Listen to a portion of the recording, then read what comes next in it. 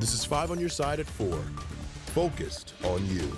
Right now at 4, students suspended from Washington University and even some faculty now calling out the school for how it handled a pro-Palestinian protest over the weekend.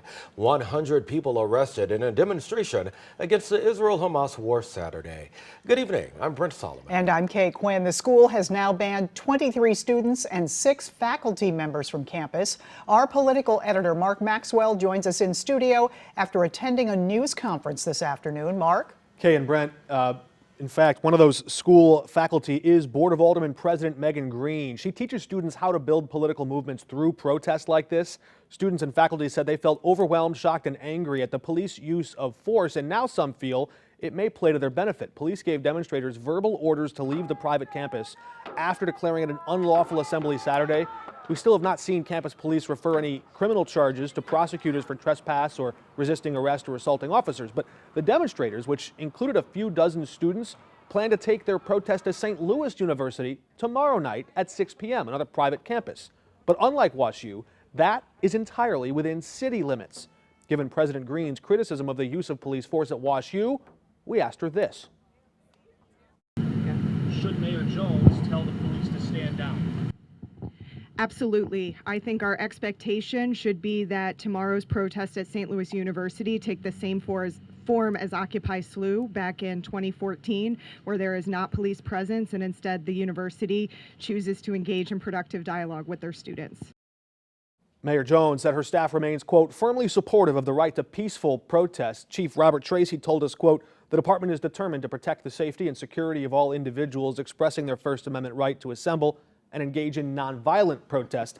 The chief says they're aware of the protest plans and, quote, will be available to assist in ensuring the safety and security of all parties involved. All right, we know we'll be watching the story. Thank you, Mark. The Jewish community at Washington University also reacting to the recent events on campus. One organization that provides support to students says they have mixed reaction to the protests and the school's response. Some students appreciate the heightened security that's on campus. I know other students don't appreciate that. Some students feel safer when there's more security, some students don't. So I think it kind of just depends.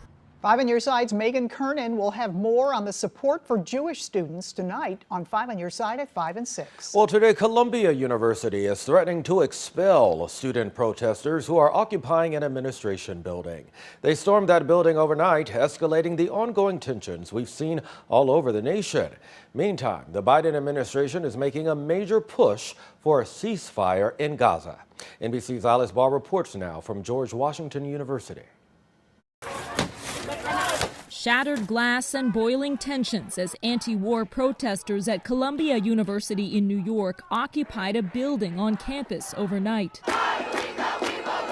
Waving the Palestinian flag and barring the doors in a major escalation after the university started suspending students who refused to abandon their encampments. We will free Palestine! We will free Palestine! It's part of a nationwide movement of college students demanding a ceasefire in Gaza and for their schools to cut financial ties with Israel. We are staying here. We are not leaving until our demands for disclosure and divestment.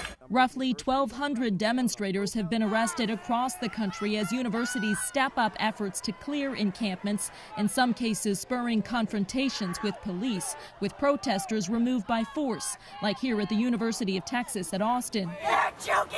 Some Jewish students say they don't feel safe amid incidents of anti-Semitism. House Speaker Mike Johnson calling on university leaders to do more. We will not allow anti-Semitism to thrive on campus. The White House saying President Biden condemns the term intifada seen on Columbia's campus as hate speech, and that while he respects the right to peaceful free expression, quote, forcibly taking over buildings is not peaceful, it is wrong.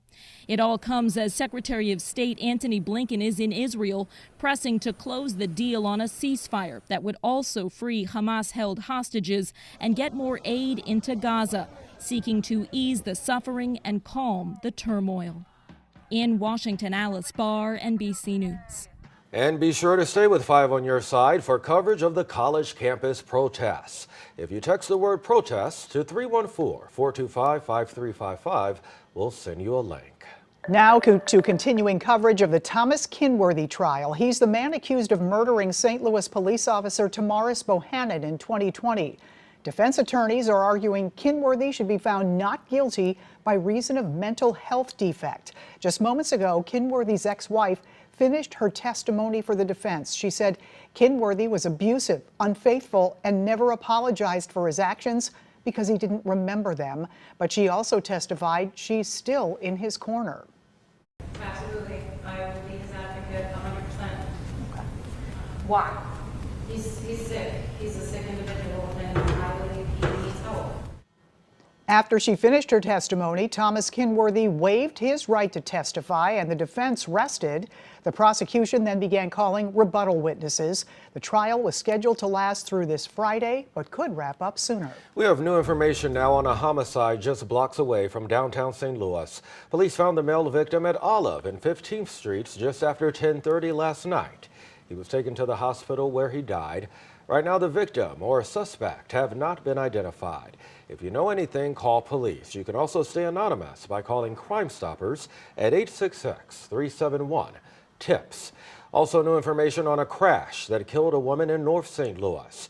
Investigators say just after 10 last night, a woman lost control and crashed here at the intersection of Broadway and Campbell. A witness was taking both the driver and passenger to the hospital. On the way there, he saw first responders on another call near St. Louis City Hall. The witness stopped and dropped the victims off there. Both victims were taken to the hospital where the passenger died. The driver has serious injuries this evening. That crash under investigation. Gus's Pretzels opened for business as scheduled today, days after a car crashed into that South St. Louis shop. The vehicle crashed into the corner of the building on Arsenal Saturday after the store had closed for the day. The city sent an inspector who says the building is safe. Gus's is closed on Sundays and Mondays. The 23-year-old woman driver faces charges. Well, if you live in parts of West St. Louis County, you may be experiencing long 911 wait times, especially if you're served by the Monarch Fire Protection District. The district says EMS calls have nearly doubled since the year 2000. They expect another 25% increase over the next 10 years. The fire chief says with the expected population growth, the department really needs to increase its fleet right now. As possible tax increases are being discussed, the fire district wants to hear from you. We need this to be worked out with the community and see where we're going from here. We need to get that at least one ambulance, if not two ambulances, the personnel to run them, and that way we can better serve this community. Monarch Fire, by the way, will hold a second public meeting. That's tonight at the Chesterfield Mall from 7 until 9. A 3-person board of directors will then decide if this issue will go on the ballot in August. A warning from the state of Missouri about cannabis-infused products that include Delta-8. Why health experts say you should only buy from state-licensed dispensaries. And St. Louis is one of 14 cities testing out a new feature on Uber. If you see a little blue check on your phone, we'll tell you why. And what a beautiful day. 83 degrees right now, but look at the tornado watches to our north and west. Will any of this severe weather reach us? I'll let you know right after the break.